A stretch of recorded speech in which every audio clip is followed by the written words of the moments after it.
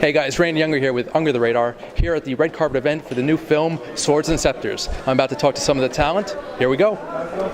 The inspiration was it was a real life story about a woman. She existed in 1857. She was Indian, and I wanted the world to know that it doesn't matter what she is. She's a woman, and her story exists in every one of us, and how we could get her story globally. And people would take inspiration and said, she was young, she was 29 when she died. We can all do it. We don't need to be waiting for someone to come on a white horse to rescue us. Do it yourself, right? Yes. Do it yourself. Stop blaming. Stop being the victim. Just look at her. And now, what was it like working with your daughter? I worked with her before, having been her teacher as far as classical dance. So I think we had always worked well. Now it was good because it was more like I could speak to her as an adult and get her input as an American. Because I grew up in India, she grew up here. And certain things, I would say, what do you think, this dialogue? Does it look okay? And she would say, yes. And you would learn from each other. Yes, very much so, because certain things culturally were appealing to me, but sometimes those don't resonate, and we wanted it to be authentic yet palatable to all, so that there was no misunderstanding. Right. And that's where I think it was very important where her role came in. Now, there's a lot going on in this film. It's an epic adventure. What were some challenges you faced on set? Many. Let's put it this way. I was airlifted out 2 days before, and I was on life support for a month. Really? And I almost didn't make it. Oh my God. And it's a year now, and I've just gotten off oxygen 2 months ago, and I still am in rehabilitation. So it was dramatic. So you can making the film. You can make a movie based on that story. Absolutely. And everyone says how. I said, because no one managed to make this. And I struggled because no one wanted the story, much as they say that it's a women's empowerment. Everyone's like, you don't have a love angle? You don't have a man? Do we really want to fund it? Wow. Because what people say and what they do are never in sync. When everyone told me, perfect time for a movie like this. Oh no. Nobody really wants to get their hands It's always a dirty. perfect time for a movie like And I just said, it's a story. I don't care if it's perfect or not. And it'll find its place. Because I believe in the story. I believe it will resonate. And I need to get her story. It's not her. It's not her greatness. Her message. That we can all do that. She could have taken her son and gone into safety. She 90 years later had managed to get India its independence. 165 years later, we're still talking about her without Twitter and social media. So she didn't have to do any of that. So I'm amazed that she managed to do that. Now, you obviously selected your daughter. What was it like assembling the rest of the cast? I think, I had outstanding casting directors, the Hubbards in UK, and we became such good friends. And my style of doing it was the old way, and they said we really enjoyed it because if they gave a name or I gave a name, and my investors would say, but this name doesn't bring in the crowds. But we'd say, but the other name doesn't match the character. And we kind of went with our instinct of I didn't care what the logistics were for everything, but that person with the role. And I almost would say, I want Rupert and Nat. And they were like, so do you have someone else? I was like, no, let's try and get them. And it worked out for us, So. Now, I haven't seen the film yet, but I'm assuming that the film has a great, lush score, very adventurous and triumphant. How important is music to you to tell a story? Very important. And one of my background is of Indian classical dancer. So for years I've been on stage on low budgets. We've done our own choreography, sound, lighting, everything. Wow. Makeup. So when people said, how did you do a film? I was like, become a solo Indian classical dancer where you have to hold 2 hours of your audience attention, speak, pant in between, do everything. And it is like a dance, really. It is. And I said that's when I was even shooting. I was saying, oh my God, the percussion has to be the mridangam here. And then if the veena came in there, and I was like, oh, okay, that's the musical score. Someone else has to do it. But when I brought in Thomas, I worked with him, as did Devika, and we sat, and all the musicians that were used have been performing with me since I was 16. Wow. So I used all of them, and I said, we wanted the flavor of the old style and yet very much today's Right. period. A nice mix of both worlds. Yeah, so we got the London Chamber Orchestra as well. Great. And they were phenomenal. So I've just been delighted. And what has made me the happiest is, CAA is my sales agent, and they heard the music and they said, we love the music. And I was like, yes. So, it's been a good journey. Nice. We've been happy with the responses we've been getting. And now lastly, what do you hope audiences take away from the film? I hope they take away the fact that independent filmmaking, even though difficult, if you want to believe in something, you just go for it and just keep doing it. Right. And if the message is important, even if it reaches a certain percentage, that is the whole point of why I wanted to make the film. Okay. And I have accomplished my mission of making something over these years which has resonated. That's great. Well, thank you so much. Thank you so Best much. of luck with the film. Thank you. So I just spoke with your lovely mother. Yes. What was it like working with her on this film? So I don't know if she mentioned, but she's an Indian classical dancer by what she's done for most of her life, and now she's also directing films and doing whatever. She really is like the Rani in that sense, where I feel like a couple of years ago she just woke up and was like, let's make a movie. Why not, right? Okay. So she was my dance teacher for many years. Okay. So we have that working relationship already. Nice.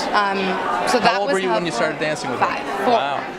4. Okay, so as long as you can remember. Yes, Yeah. exactly. Okay. And the other thing was we wrote the script together, which I think was a really important process. And during that process, there were a lot of not arguments, but different understandings, Heated arguments. Heated conversation about where we should go with the script.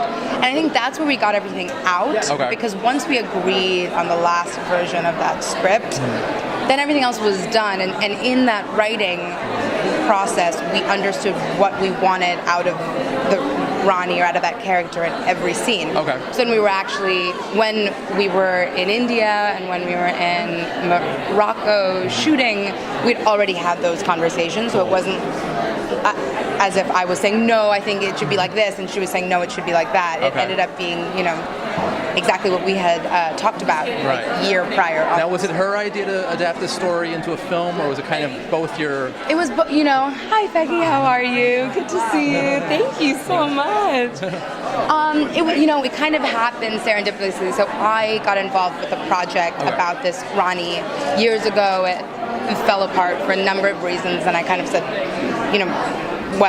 there we go. And this was her major in history, actually. She specialized really in this part of history in college, and wrote her thesis on the Rani. Oh my goodness.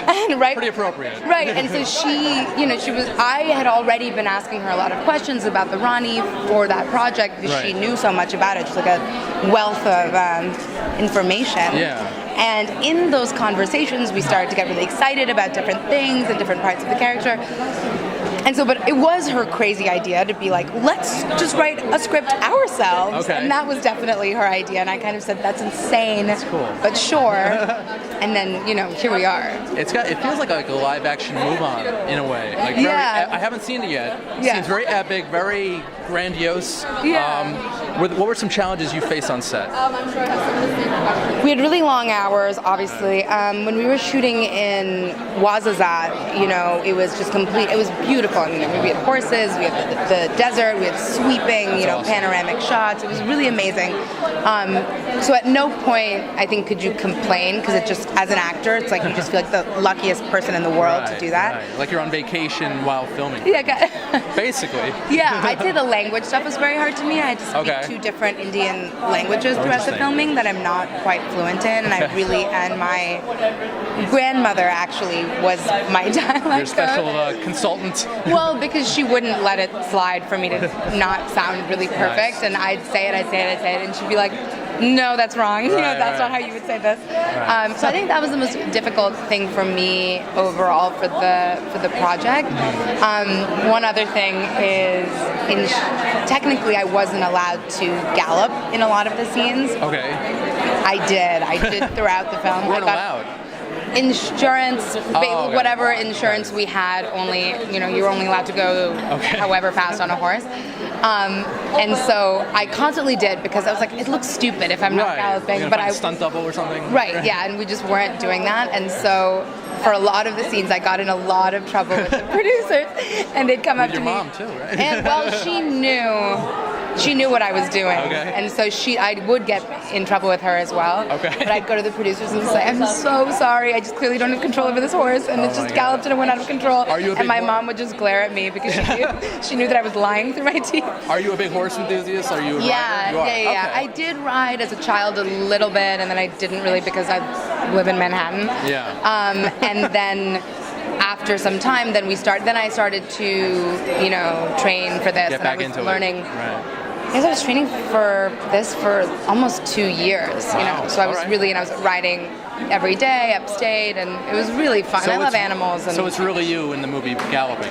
Yeah, That's yeah, cool. yeah. I want to see that. Yeah. I know. Thank So obviously it's about female empowerment. Mm-hmm. What do you hope audiences take away from the film? She's such an important character, and it's crazy to me that not more people know about her. Yeah. And the winners often write history, etc.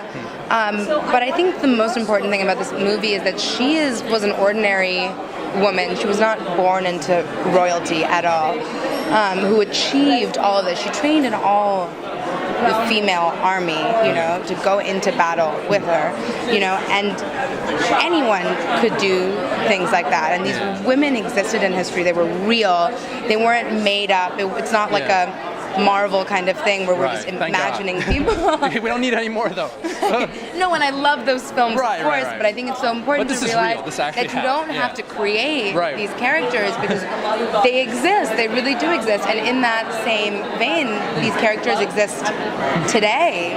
They exist all around us, and women have that power. And as soon as we understand and have that confidence to harness that power, the better we are. And so I think if this movie can give women confidence to kind of channel that inner Rani energy, that Rani spirit, then that would be my absolute dream for this movie. What else? Anything you can talk about? Any other projects coming up? Or? Yeah, I have 2 films coming out this year, but I don't know when. Okay. One's a horror film called Impossible Monsters. Nice. And then another is like a independent film about a group of college kids during 9/11. Okay. So I play a Muslim girl who gets bullied and attacked through that time because of the Islamophobia going on. So really, it's cool to have like really different. You pick these heavy stories. It's I really, know. That's good. The thing is, they kind of picked me. I really do feel that way. I really love comedies, and really am excited to do that soon because I always feel that people leave my movies saying, oh, what a powerful, or, it was really intense, or I cried a lot, and then I have to say, oh, thank you, I'm so glad you cried. Thanks. It's a bittersweet thing. Right? It's like, okay. It's like, I want to make people laugh soon. So All right. Cool. Well, best of luck to you. Thank you so much. Thank It was you. such a pleasure talking to you. Take care. Bye. Hi. Nice to meet you. I've loved you since the Addams Family. Thank you. Thank you. So what brings you here tonight? Supporting the film? Invitation. Very good. And I thought this is something I want to see. Okay. It sounds so interesting. Yeah. I love history. It sounds like a fabulously interesting historical woman. All right. And I want to learn that story. I think we all do. Yeah. Well, thank you so much. Thank you. All right. Enjoy the film. Okay. Bye. Congratulations on the film. I haven't seen it yet. Seems very epic in scope. What was it like working on the film? It was great. I mean, I had scenes that were not in epic parts of the world. They were in Nebworth in the UK with Derek Tackerby. So, yes, I'm afraid I cannot tell you about the epic part of the film. But it was wonderful working with Swati, who's an absolute force of nature and a really, really wonderful director to be working with. How important is that relationship between filmmaker and actress? It's crucial. It's really crucial that as an actor you can trust your director and you believe in their vision.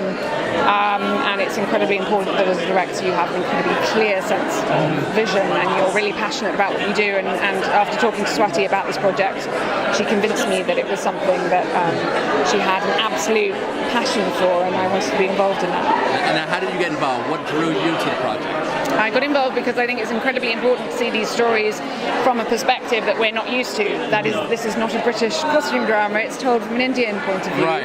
It's also told from a female point of view. And it's a female-led film, but it's also written and directed by a woman, and I think it's incredibly important to support films like that not only reclaim tracks of history from a female perspective, but that are also about reclaiming the history of colonialism from the point of view of an Indian perspective. Now, working on the film, did you get an education in that history? I absolutely did. I knew absolutely nothing about the Rani of Jhansi before making it, and so for me it was an absolute eye-opener and a real education. Yes, absolutely. That's awesome. Any projects you can talk about now that you're working on? Yes, I've just been working on a series for Netflix called The Witcher, which will be on people's screens very soon. All right. Well, best of luck. Thank you. Thank you. You're welcome. Enjoy. And there you have it, guys, the red carpet event for the new film Swords and Sceptres. I'm your host, Randy Younger. This has been Under the Radar.